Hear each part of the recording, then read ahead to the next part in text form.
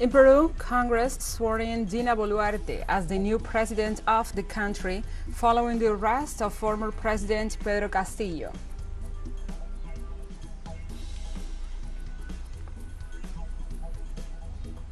In Grenada, Cuban President Miguel DiazCanel held official talks with Prime Minister DiazCanel, strengthening bilateral cooperation.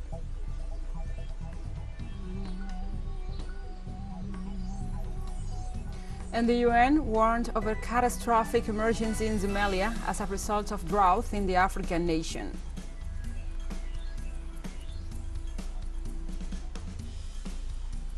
From the headquarters of TeleSUR English in Havana, Cuba, this is From the South. I'm your anchor, Gladys Quesada, and now we keep an eye on Peru as the governmental and political situation in that country keeps evolving.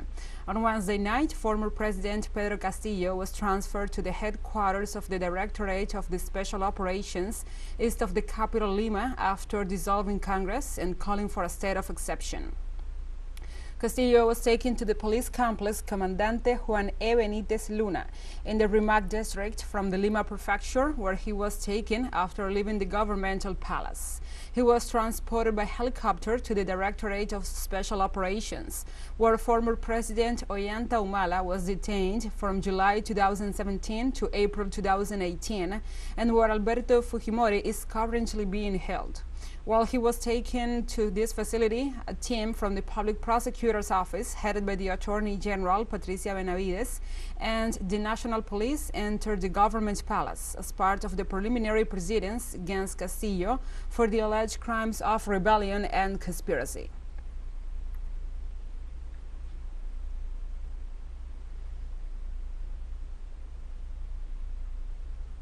Given the situation, on Wednesday, the Peruvian Congress swore in Vice President Dina Boluarte as the new president of that country.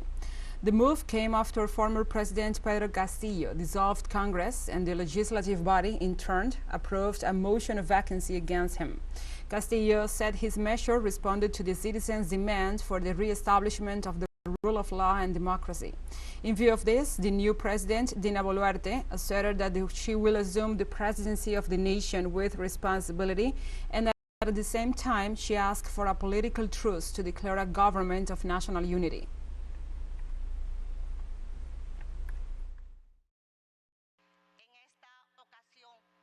In this occasion, I also make a very concrete request to the national representation. I call for a political truce to form a government of national unity.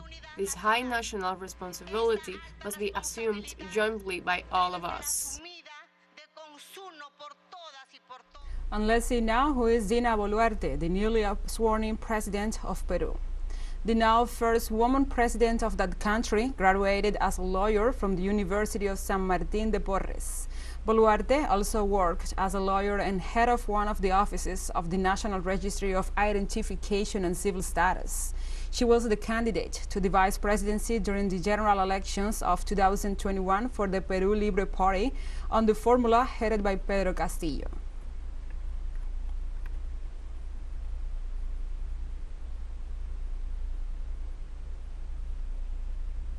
Now we move on to other topics. The President of Mexico, Andrés Manuel López Obrador, introduced on Wednesday a series of laws that modify the electoral law and limit the actions of the Electoral Institute and the Electoral Tribunal.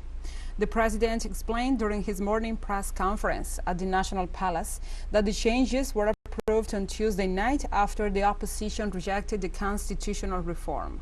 Obrador also pointed out that those who rejected the reform also reject that the citizens elect the electoral councillors and refuse to reduce the budget of the National Electoral Institute.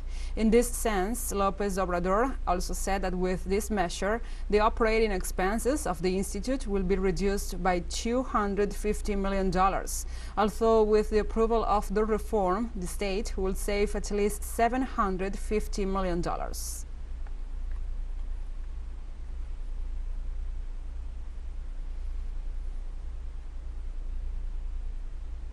On Wednesday, Cuban President Miguel DiazCanel held official talks with the Prime Minister of Grenada, DiazCanel, through which they promoted bilateral cooperation. According to the Cuban presidency's Twitter account, both leaders specified that they will expand collaboration in agriculture, health, infrastructure, education, environment, climate change, among others. DiazCanel met with the president of the Grenadian Senate, Decima Williams, and with the spokesperson of the House of Representatives, Leo Caro.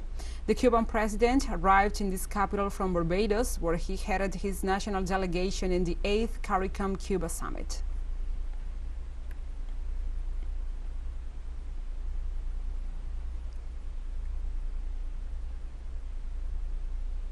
In the United States, the Democrats control the U.S. Senate after the electoral victory in the state of Georgia.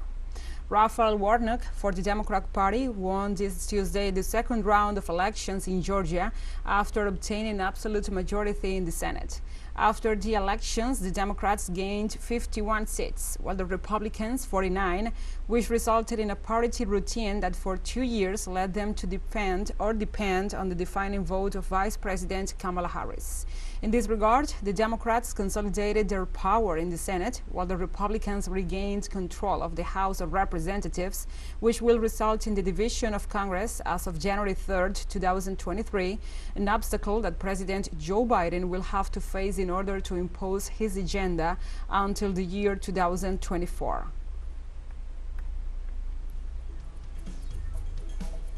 Let's take a short break, but first, remember you can follow us on our TikTok account at TeleSUR English, in which you will be able to see news in different formats, news updates, and more. Other stories coming up, stay with us.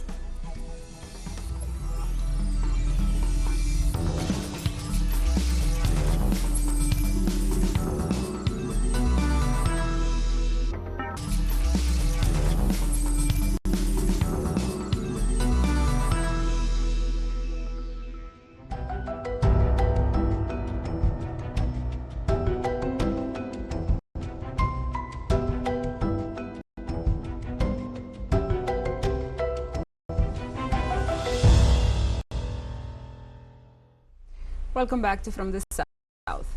Hawaiian authorities have mobilized the National Guard in response to the eruption of the Mauna Loa volcano, the world's largest active volcano, whose lava threatens to reach a major highway in the area.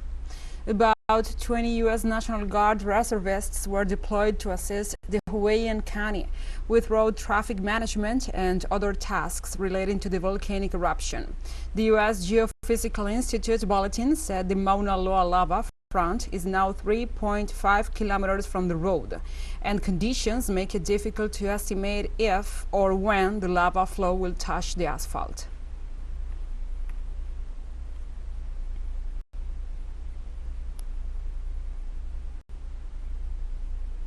The United Nations Conference on Biodiversity, COP15, opens in Montreal, Canada, in search of the last chance to save the species and ecosystems. Delegates from more than 190 countries will meet there until December 19th to adopt a new roadmap for the next decade in order to safeguard the planet's forests, oceans, and species.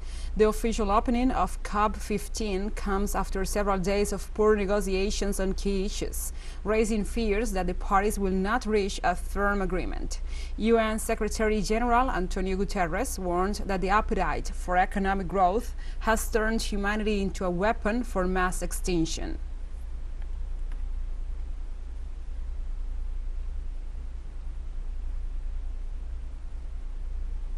Spanish officials said 2 commuter trains collided near Barcelona early on Wednesday, injuring more than 150 people, though none seriously. The crash occurred around 7:50 a.m. local time at a station in Spain's northeastern Catalonia region. The trains were reportedly traveling in the same direction and collided while one was parked at the station.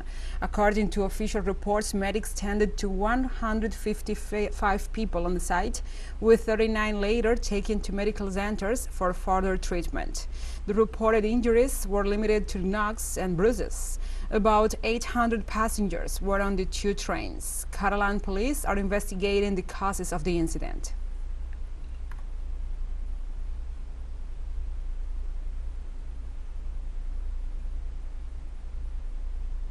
And countries such as Germany, Belgium, Spain, France, the Netherlands, and Portugal ask Brussels to modify economic sanctions against Russia to ease the flow of food and fertilizers from that nation. The European countries claim that undesirable situation arose. The European Union acts more strictly than the United States and the United Kingdom in agricultural sanctions, which is contrary to the bloc's general policy on food safety.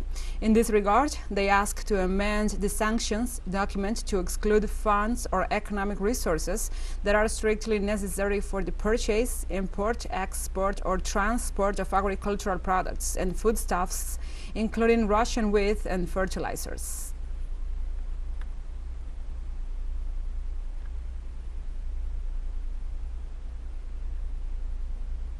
Russian officials did not exclude the possibility of moderately reducing its oil production, given the uncertain situation caused by the decision of the European Union and the Group of Seven to cap the price of Russian crude. Meanwhile, Deputy Prime Minister Alexander Novak, who is in charge of Moscow's energy affairs, stated that Russian oil is in demand on world markets and that the country will continue to sell oil using new insurance mechanisms, new ways of cooperation between companies, and alternative means of transportation. Novak warned that Moscow does not accept the price limit imposed in an artificial and non-market way, which can only lead to a global decline in investment, a shortage of oil supplies, and finally, an even greater increase in prices. EU member states agreed last week on a $60 per barrel cap on the price of Russian seaborne crude.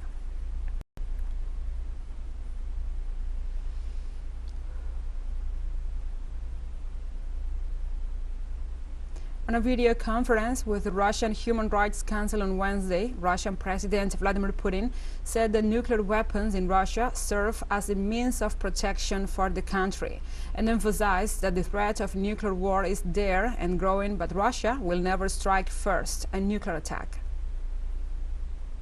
Regarding threats of nuclear wars, you are right. This threat is growing. There is nothing to hide here regarding the fact that under no circumstances will Russia strike first. If it does not strike first, under any circumstances, then it will not strike second either, because the possibilities of a nuclear strike on our territory are very limited. However, our strategy is to consider nuclear weapons, and they are weapons of mass destruction, as a means of protection is all set up around the so-called retaliatory oncoming strike. And we have more news coming up after a final short break, so stay with us.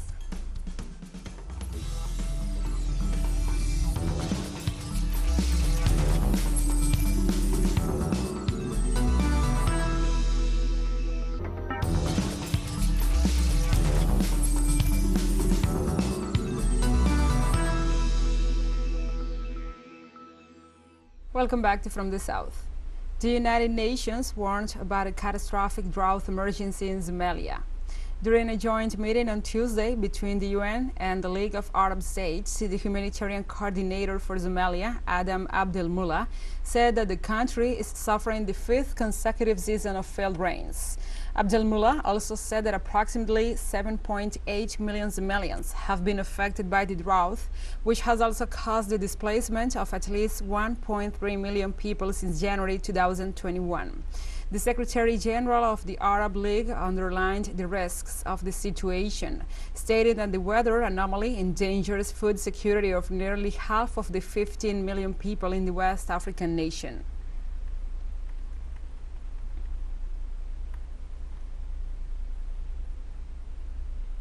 A new round of peace talks between the Democratic Republic of the Congo government and representatives of major rebel groups ended in the Kenyan capital city of Nairobi on Tuesday.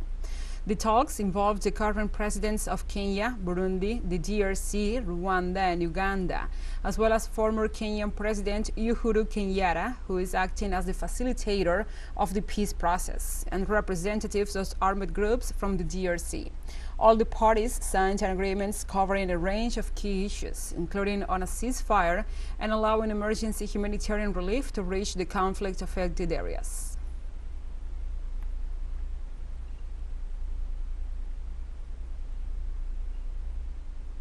And the Afghan officials executed a man convicted of murder, in a further indication of the Islamist authorities' intention of resuming previous hardline policies.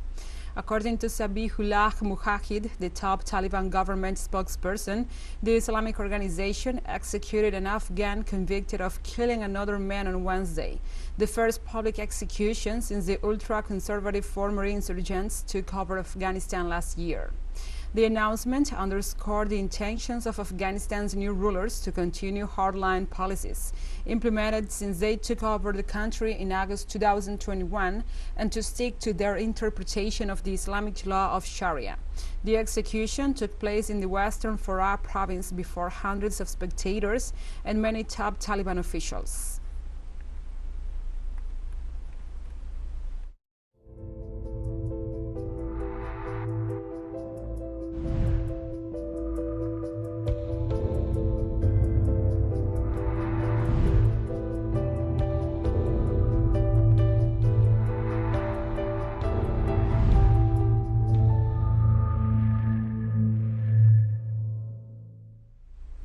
Now we move on to other topics. The Chinese government on Wednesday eased the rules on isolating people with COVID-19 and dropped coronavirus test requirements for some public places.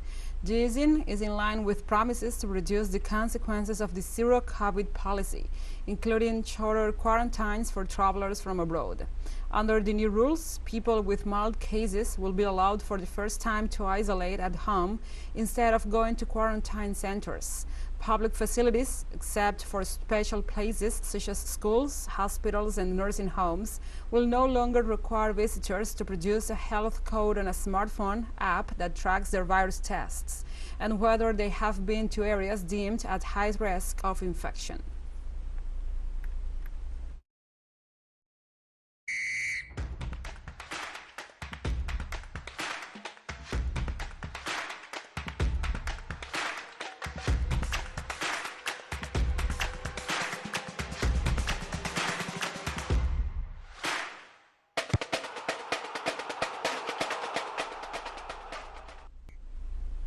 And just as the hearts of millions of fans live the emotions of the Qatar 2022 World Cup, TeleSUR joins this sporting event with From the Field, a show that brings news, analysis, reviews, and more to our audience. Don't miss it. Our show airs 1 p.m. local time in Caracas and 12 p.m. New York. Remember, From the Field, only on TeleSUR.